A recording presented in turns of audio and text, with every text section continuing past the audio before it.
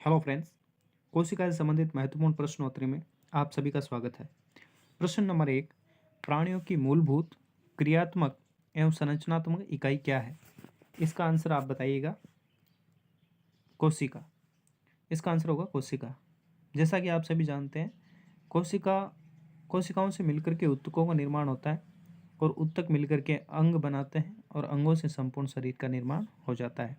Next, सर्वप्रथम कोशिका की खोज किसने की? इसके संदर्भ में बात करते हैं। इसका आंसर आप सभी जानते हैं, रॉबर्ट हुक ने की थी। कब की थी? 1665 ईस्वी में की थी। ठीक है। इसके अलावा रॉबर्ट ब्राउन ने केंद्रक की खोज की थी और ये कब की थी? 1831 में। इसके बाद स्लाइडन और स्वान। स्लाइडन पादप वैज्ञानिक थे और स्वान जंतु वैज्ञानिक थे। इन दोनों ने सन 1838-39 में कोशिका का सिद्धांत प्रतिपादित किया था। नेक्स्ट, सर्वप्रथम जीवित कोशिका की खोज। देखिए, रॉबर्ट हुक ने जिस कोशिका की खोज की थी वो मृत कोशिका थी, जबकि जीवित कोशिका की खोज एंटोन वॉन ल्यूवेनहॉक ने की थी। कब की थी? 1674 ईस्वी में इन्होंने जीवित कोशिका की खोज की थी। रॉबर्ट ब्राउन ने केंद्रक की खोज की थी और स्लाइडन ने कोशिका सिद्धांत प्रतिपादित किया था। नेक्स्ट, सबसे छोटी कोशिका कौन सी है? इनमें से सबसे छोटी कोशिका है माइकोप्लाज्मा गैलीसेप्टिकम, जिसे पादप जगत का जोकर भी कहा जाता है। और शुतुरमुर्ग का अंडा सबसे बड़ी कोशिका है। तंत्रिका कोशिका सबसे लंबी कोशिका है और पेशी कोशिका नुकीली कोशिका है। ठीक है। नेक्स्ट, कोशिका का अध्ययन क्या कहलाता है?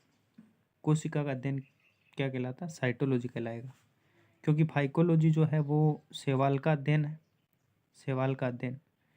और माइकोलॉजी है ये कवक का अध्ययन है, ये भी नहीं होगा। हिस्टोलॉजी है ये ऊतकों का अध्ययन है, ऊतकों का अध्ययन हिस्टोलॉजी कहलाता है। ठीक है।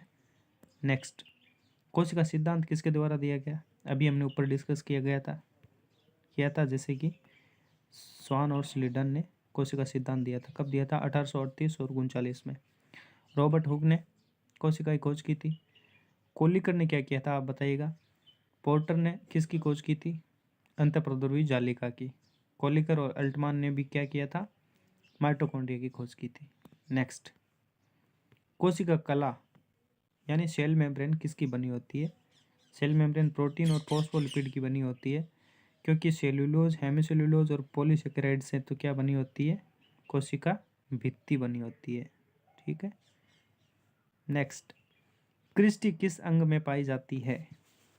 क्रिस्टी, सबसे पहले हम समझते हैं कि क्रिस्टी क्या होती है। देखिए, माइटोकॉन्ड्रिया जो है इसके अंदर उंगली नुमा उभार संरचना पाई जाती है, उंगली नुमा उभार पाए जाते हैं, जिन्हें हम क्रिस्टी कहते हैं। मिल गया इसका आंसर। क्रिस्टी माइटोकॉन्ड्रिया में पाई जाती है। अब समझते हैं कि माइटोकॉन्ड्रिया की खोज किसने की थी और कब की थी, और इसमें और कौन कौन सी संरचनाएं भी हम देखते हैं। इसकी खोज की थी अल्टमान और कोलिकर ने। किसने की थी? अल्टमान और कोलिकर के द्वारा 1880 में। ठीक है।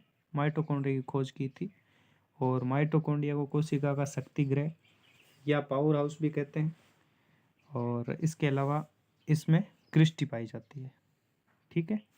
नेक्स्ट, चलिए इन सब का भी हम विश्लेषण करते हैं। देखिए, प्लास्टिड जो है, इस प्लास्टिड की खोज की थी हैकल ने। प्लास्टिड की खोज हैकल ने की थी। और प्लास्टिड जो है वो सबसे बड़ा कोशिकांग भी जाना जाता है। इसको लवक कहते हैं हिंदी में, लवक। ठीक है ना। ये सबसे बड़ा कोशिकांग भी है। और इसके अलावा इसमें स्टोमा, थैलेकोइड और ग्रेना जैसी जो कोशिकांग है वो इसमें पाए जाते हैं। ठीक है। लाइसोसोम, लाइसोसोम में क्या होता है? लाइसोसोम में अपन देखते हैं कि इसकी खोज की थी डीवे ने। डीवे ने इसकी खोज की थी और इसे आत्मघाती थैली भी कहा जाता है। क्यों? क्योंकि जब कोशिका फटती है तो इसमें जो पाचक एंजाइम होते हैं वो उसी कोशिका का पाचन कर लेते हैं जिसमें ये लाइसोसोम उपस्थित होते हैं।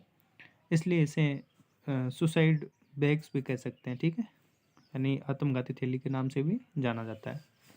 नेक्स्ट हम बात करते हैं अंतर्द्रवी जालिका। अंतर्द्रव्य जालिका जो है इसकी खोज की थी पोर्टर ने। किसने की थी? पोर्टर ने इसकी खोज की थी। और एक चीज़ और इसके संदर्भ में कि ये अंतर्द्रव्य जालिका एकमात्र ऐसा कोशिकांग है जो केंद्रक से जुड़ा हुआ रहता है। किससे जुड़ा रहता है? केंद्रक से जुड़ा रहता है। और ये दो प्रकार की होती है अंतर्द्रव्य जालिका, खुरदरी अंतर्द्रव्य जालिका और चिकनी। जिसमें जो खुरदरी अंतर्द्रव्य जालिका होती है उस पर राइबोसोम पाए जाते हैं जो प्रोटीन का संश्लेषण करते हैं, और चिकनी जो अंतर्द्रव्य जालिका है इसमें वसा का संश्लेषण होता रहता है। नेक्स्ट हम बात करते हैं निम्नलिखित में से कौन से अंग में से यानी कोशिका अंग में संसरूपण तल, फॉर्मिंग फेस एंड परिपक्वन तल यानी मैचुरेशन फेस तल पाए जाते हैं। ये प्रश्न रीट 2021 में पूछा गया प्रश्न है। इसका आंसर आप बताइएगा, ठीक है ना। रीट 2021 में पूछा गया था ये। इसका आंसर हो जाएगा, क्या होगा? गोल्जी का है। इसका आंसर क्या हो जाएगा? गोल्जी का है, ठीक है। अब देखिए माइटोकॉन्ड्रिया को हमने पढ़ लिया, ठीक है। अल्टमान कोहलिकर ने खोज की थी। गोल्जी काय को समझते हैं। गोल्जी काय की खोज 1898 में किसने की थी? कैमिलो गोल्जी ने की थी। कैमिलो गोल्जी ने इसकी खोज की थी। इसमें दो तल पाए जाते हैं या दो सिरे कह सकते हैं, जिन्हें हम इंग्लिश में ट्रांस और सिस के नाम से जान सकते हैं। ट्रांस और सिस, ट्रांस और सिस के नाम से जाने जाते हैं, जो कि यहाँ पे संसरूपण और परिपक्वन के रूप में हमें दिए गए हैं। और इसके अलावा हम लाइसोसोम की बात करते हैं तो लाइसोसोम को आत्मघाती थैली कहते हैं।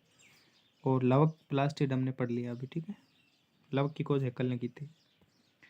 नेक्स्ट हम बात करेंगे निम्नलिखित में से शुक्राणु की पूंछ का निर्माण करने वाला कोशिका, यानी वह कोशिका जो शुक्राणु की पूंछ का निर्माण करता है, कौन सा है बताइए। इसका आंसर हो जाएगा, क्या हो जाएगा? तारक काय। जी हाँ, तारक काय के द्वारा शुक्राणु की पूंछ का निर्माण किया जाता है, ठीक है। तारक काय की खोज किसने की थी? तारक काय की खोज की थी बेंडेन ने। किसने की थी? बेंडेन ने। और सूक्ष्म जीवों के अंदर जो चलने के लिए उनमें जो सूक्ष्म संरचनाएं पाई जाती है जैसे फ्लैजिला और सिगलिया, इनका आधार भी कौन बनता है? कहाँ पे बनता है? तारक काय द्वारा बनाया जाता है, ठीक है। नेक्स्ट हम बात करते हैं रिक्तिका की। ये रिक्तिका जो है, रिक्तिका में जो बाहरी झिल्ली होती है रिक्तिका की, इसको हम टोनोप्लास्ट कह सकते हैं। क्या कह सकते हैं? टोनोप्लास्ट के नाम से जानी जाती है, ठीक है। और इसके अंदर जो द्रव पाया जाता है उस द्रव को हम कोशिका रस या सेल सेप कह सकते हैं। एंडोप्लाज्मिक रेटिकुलम अंतर्द्रव्य जालिका को कहा जाता है, और सुसाइड बैग्स कहा जाता है लाइसोसोम को। इस प्रकार से हमने 10 प्रश्न पढ़े हैं और उम्मीद करता हूँ आपको अच्छे लगे होंगे। अगर ये वीडियो अच्छा लगा हो तो लाइक करें, चैनल को सब्सक्राइब करें और वीडियो शेयर करें। धन्यवाद।